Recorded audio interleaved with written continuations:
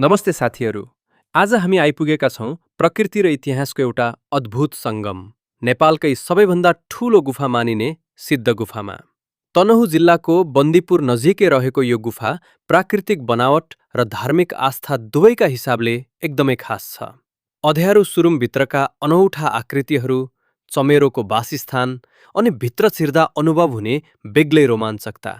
आजको यो ब्लगमा हामी तपाईहरूलाई सिद्ध गुफाको यही रहस्यमय संसारमा लिएर जाँदैछौँ। यदि तपाईँ पनि एडभेन्चर र नयाँ ठाउँ घुम्न रुचाउनुहुन्छ भने आजको यो यात्रा तपाईँकै लागि हो। आउनुहोस् सुरु गरौँ आजको यो विशेष यात्रा। ल हिँड्नु त अगाडि। यो गाइडलाई चाहिँ हाम्रो गुफा जाने बाटो।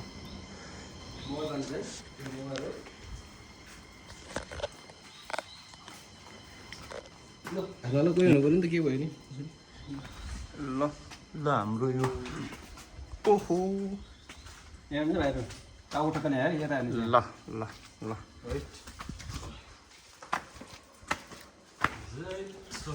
जय शम्भु।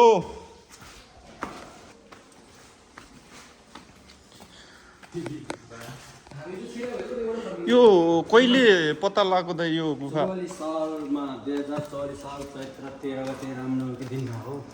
ए यो चाहिँ कसले पत्ता लगाउनु भएको नि? यो गुफामाथि घर छ चन्द्रबहादुर थापा। ए यहाँ माथि घर छ?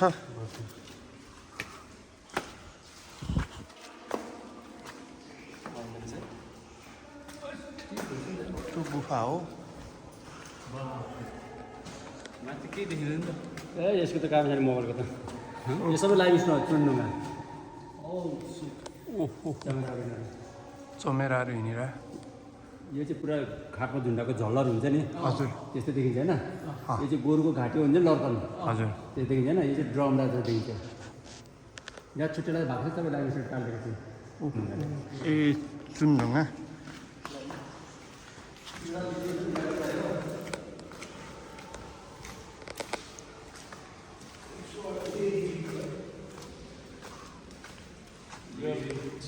बाहिर बसेको नि जोगी उसको दबाई चिसो भएर बाहिर बसेको। ए ए ए उहाँ चाहिँ यहीँ बस्नुहुन्छ? हजुर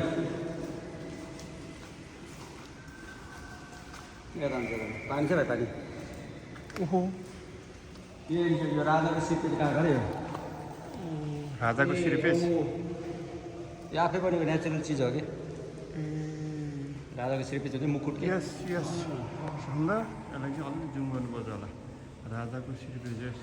यो बाघको टाउ बस्छ। बाघको टाउको रोक्नु। ओहो डेन्जर डेन्जर बाघको टाउको भन्नु कुन चाहिँ भन्नु होला? यो यो यो ए देखिएको ल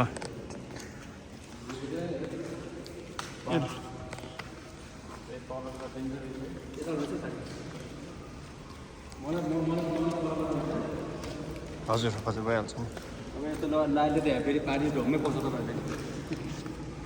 हो रहेछ यस्तो लाइट त कामै रहन्छ नि त।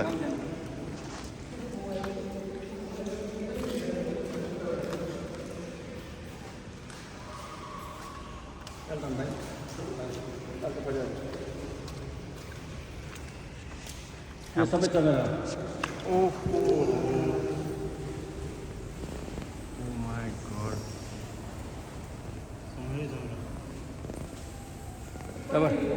तपाईँ त्यो यो लाइटले देख्दैन कि तपाईँ झम्मै पस्दैन गरे। यो सब स्विमिङ पुल हो यो। Swimming pool. ओहो हो त्यसमा पानी चाहिँ हो। यो यतातिर यति यति गइरहेछ यति यति होइन होइन भाइ यता स्विमिङ पुल हो पौडी खेल्ने मात्रै हो। भेरी गुड यता भएको छैन मात्र यता अब हामी यता पूर्वतिर हाल्छौँ। हुन्छ। यो पौडी खेल्न नेपाली ए ए बत्ती चाहिँ के गर्छ? हजुर बत्ती अन्धकार भयो। बत्ती हाम्रै खेल्ने भाइ गाइड गरिदिनुहुन्छ? अनि खेलाइदिने हो। यो 15 मिनट आएको छ। तपाईँहरू बन्दीपुरतिर हाइकिङ जानुभयो भने हजुर बाटो सबै माथि माथि हो। तपाईँको यो माथि ठुलो जङ्गल छ। जङ्गलको मुनि छ हामी। यो तपाईँको मोबाइलको टावर छैन, नो नेटवर्क बन्द। भनेपछि त यो त डेन्जर ठाउँ रहेछ त है? हामी जङ्गलको मुनि छौँ। यस सामने चाहिँ यो सर्पको टाउको शेषनाग पछाडि छाया हेर्नु न। कहाँ भन्नुभयो यो जिब्रो देखाएको छ नि पानीको थोपा हेर्नु न लाइट अलि तल पार्नु भाइ ऊ छाया हेर्नु न यस तलबाट टाउको शेषनाग शेषनाग हुँदो रहेछ यसलाई भेरी गुड हेरेर त यस्तो पो त नि यस अरू त हेरेछ कि होइन लाइफ टाइम यो एक सय गैडाको टाउको एक सिङे गैँडाको गैँडाको टाउको त्यही हेर्ने भयो सबै कता कता झुलेको कुखुरा चिकन कुन चाहिँ दाइ यो बेलाको पकाइदिनु भयो हेर पुच्छर दिनु भयो नि दुइटा कुरा दिनु भयो हजुर हो यो लेग पिस खिला के यस यस यो बडी भयो टाउको यो बाघको नङ्ग्रा जस्तो दिनु भयो यो जेलीफिस भन्छ यसलाई टुरिस्टहरूले यो के भन्नुभयो दाइ यो जेलीफिस टुरिस्टहरूले जेलीफिस भन्छ क्या यो चाहिँ कच्छाको टाउको ऊ आँखा दिनु भने कालो आँखा अनि गरेर चाहिँ मुख दिनु लाइट अलि यता पार्नु दाइ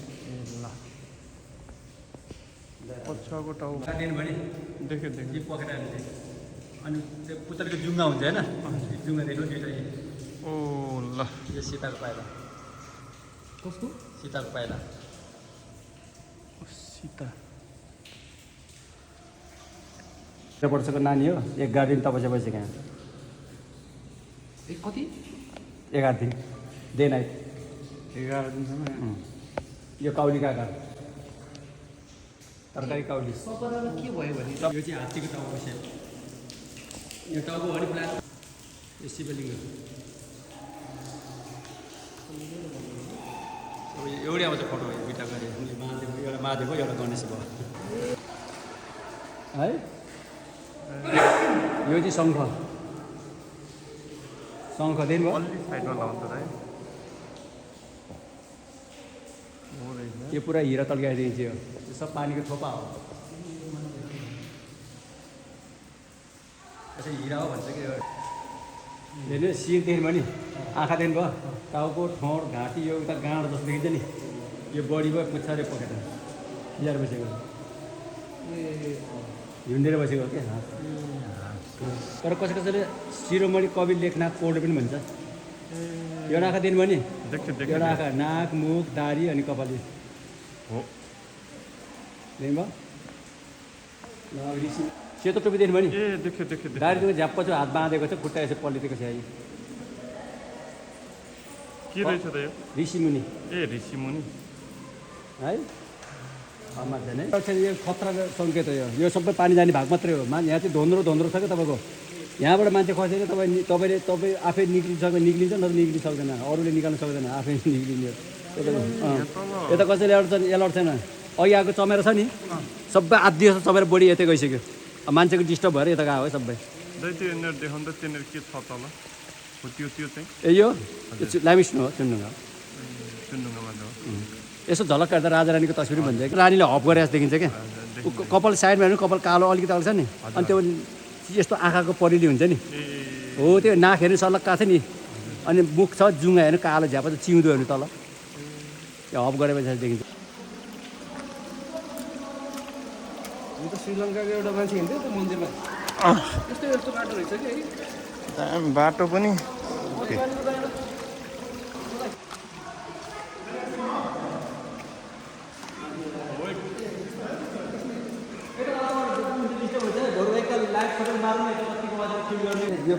अन्तिम भाइ हो पोइन्ट लास है पानीको मुनि त्यो अघि गएको पानी सबै जङ्गलको पानी यहाँबाट आउने अनि ठुलो आयो पानी नि यहाँबाट आउँछ नि ठुलो पानी चाहिँ त्यहाँबाट आउँछ यो पानी कहिले पुग्दैन होइन यो पानी सुक्छ यो पानी सुक्दैन सानो भन्दै आइरहन्छ यहाँ अरू त्यस्तो त केही छ नि ट्रेडिसनल यो साइडमा ट्रेडिसनल अन्तिम पोइन्टमा हामी छौँ दाइ मान्छे स्टार्टिङ पोइन्ट भनौँ सिद्ध गुफा रहेको थिएन जस धेरै धेरै धन्यवाद हजुरलाई होइन एउटा सेक्युरिटीको हिसाबमा एउटा इन्फर्मेसनको हिसाबमा हामी धेरै आभारी छौँ हजुरसँग आउनु पाउँदा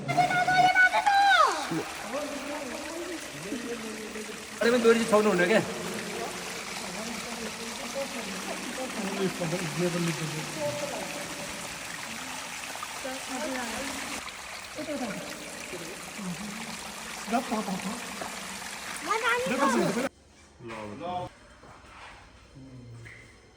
हेलो